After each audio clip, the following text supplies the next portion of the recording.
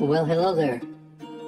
This is Minute Maid in the Freedom Series number 6. Today we're going to discuss the 8th and 14th Amendment, and then we're going to summarize what we've talked about.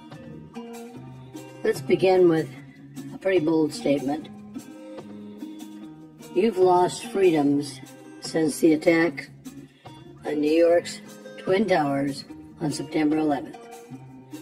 In less than a year, a law was passed of many of the freedoms you had. We'll talk about that a little bit later, but let's talk about the 8th Amendment first. The 8th Amendment says you have freedom from cruel and unusual punishments. Now, cruel and unusual punishments mean torture of any kind. Doesn't matter if Dick Cheney changed cruel and unusual punishments to enhanced interrogation. Doesn't matter at all because it is cruel and unusual punishment.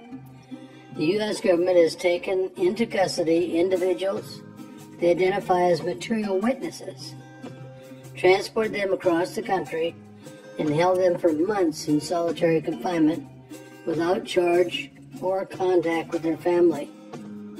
According to the Justice Department's own Inspector General, immigrant men rounded up in the Ashcroft raids following the September 11th and held in the Metropolitan Detention Center in Brooklyn, New York, subjected to a pattern of physical and verbal abuse.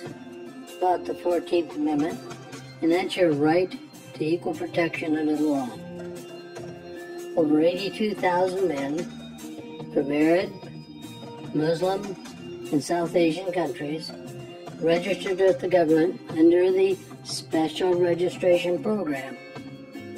Over 13,000 are now in deportation proceedings. None have been charged with terrorism. In brief review, we found out that under the First Amendment, under the Fourth Amendment, and the Fifth Amendment, and the Sixth Amendment, the Eighth Amendment, and the 14th Amendment, all of the citizens of this country lost freedoms that were guaranteed by the Constitution. This all happened in less than a year's time.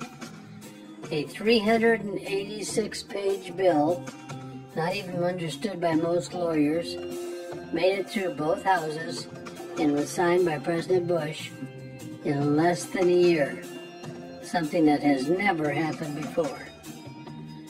Think about the freedoms you've lost. Think about this series, the resources. Investigate what's going on in this country. An educated public will be able to keep their freedoms. A disinterested, uneducated public will lose their freedoms. In the words of Johnny Cash, we'll meet again. I don't know where, I don't know when, but we'll meet again some sunny day.